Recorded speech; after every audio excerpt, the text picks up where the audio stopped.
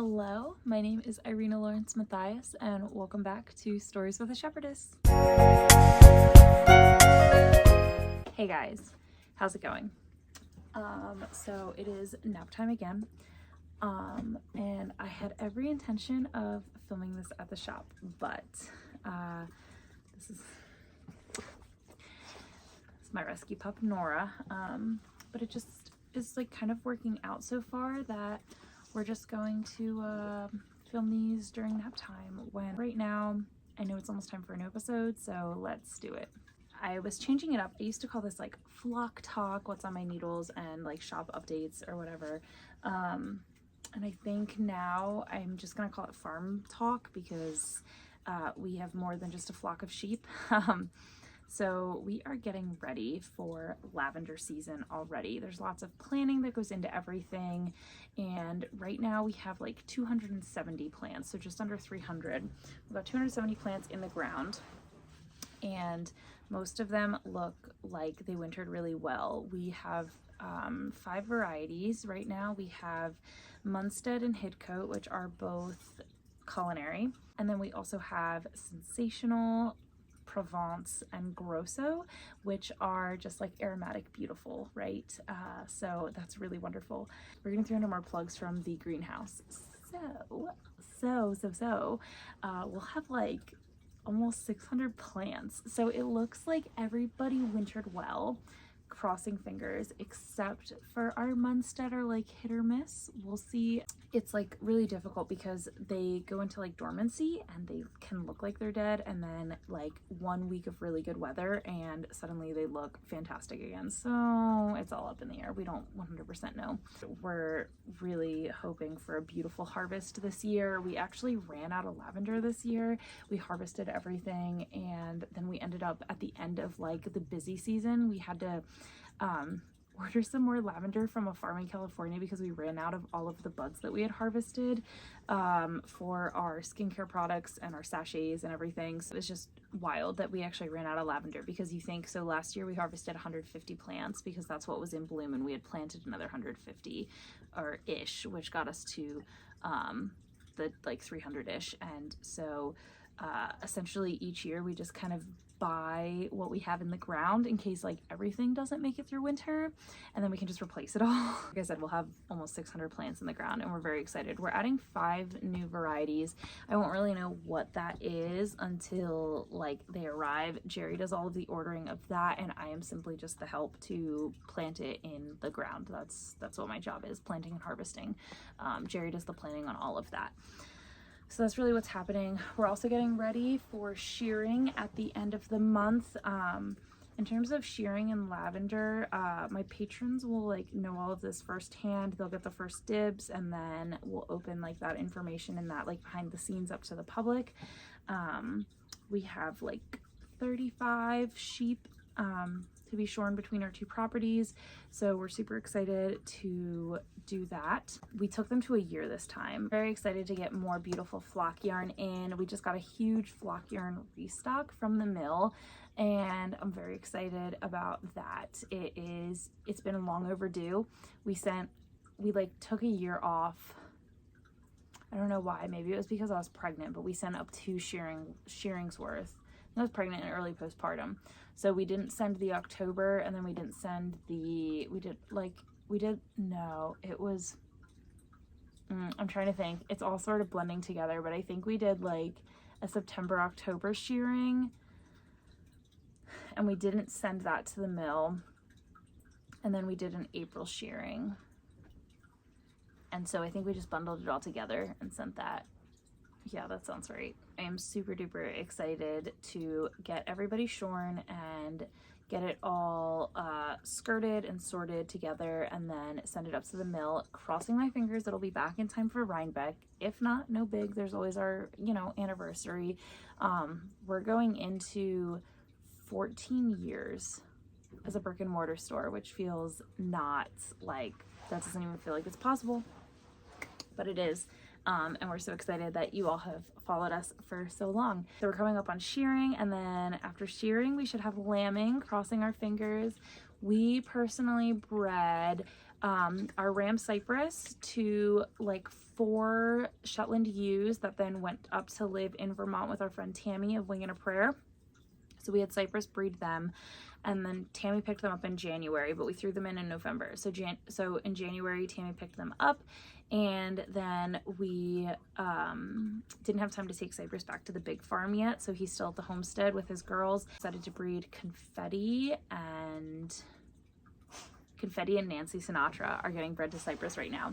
So they went in February or January. So if they have lambs, they will lamb in June, which is kind of later than we like. It wouldn't hurt to have like a slightly later time, and that's totally fine because like lavender will be in full bloom in June, so it all just works out. We threw the rest of them in like end of October, beginning of November, I believe. And so they should be due April-May time frame. And we bred one of our Shetland rams, we bred Jossie and Penny to. He was a gull midget, so they should have just all black or black with some light marking lambs. And then we also bred Curly to 2 of our black ewes, Mary and Margaret. So we have right now at least 6 sheep that are ready to lamb spring into early summer. Mary Margaret and Jossie and Penny would be the first to go, and then Confetti and Nancy Sinatra would follow suit if they are bred. Farmers ultrasound. We don't ultrasound because we don't breed enough, and it's not like what we're a fiber farm first. We're not a breeding stock farm, so we have to like remember it's not worth the investment for us to ultrasound, and it's just going to be so fun. It'll be nice to have lambs again. We breed every other season to give our girls a year off, so we haven't had lambs since 2021. So it'll be exciting. And the last lambs we actually had were Mary and Margaret because we only bred Jossie and Penny the 2 years prior. So it'll be good. We're excited. Moving on to what's on my needles, or what is currently off my needles. It's super fun. I just finished the mother hen project, and that is by Susan Anderson. Is gorgeous, and I knit it out of Seedale as like my beak and leg color in the color Ragwort Bloom, and then I had a West Yorkshire Spinners BFL fleece, which we actually carry in the shop now, but I had picked it up the last time we were in the UK before we carried West Yorkshire Spinners, so it was like 2016, so it's been in my stash for a while. And then I used some red Kelborn woolens as like the wattle and the comb. Finished a little mother hen for Senny because she loves the chickens, and I just thought that was so sweet. I have been working on a Seaforth hat by Carrie Westerman in a skein of our 2-ply long wool worsted, and it is a blend of Teeswater, Wensleydale, Leicester long wool, so it's like a proper long wool. Doing really well. It's got just like a basic lace basic lace pattern, and it's going super fast, but I could potentially be done with it by the end of the week. It's a really fast project and only takes 1 skein. So that's what I'm knitting right now. And we're gearing up for our Marley Madness knit along, which is happening during March Madness. So it's running from March 14th through April 3rd. And we're doing two virtual meetups. We're meeting up the 15th, and then we're meeting up like the 15th and the 21st. And then we're doing an in-person meetup at Columbia Kettle Works where we've been having knit nights. And so it's just like conjoined with our knit night. And then we're meeting once again April 5th, I think, the Wednesday after March Madness ends / Marley Madness. So I've been digging through my stash trying to figure out what I'm gonna do. I've got some arbor that I could use. I have some flock yarn. I have some just like hand-dyed, hand-spun. I don't know. This Marley is for me. I made one when Pam Sluter first released the pattern in like 2018. So like I already have one for the shop. I kind of want to make one for me because I really enjoyed making it, and it's very wearable. So I don't know, we'll see. It's sort of up in the air right now. I got to figure out what I'm doing, but I'll be casting that on very soon, which is exciting. So what's on my needles? And honestly, that's like a lot more than I thought it was going to be. My goal though is to like really finish like works in progress.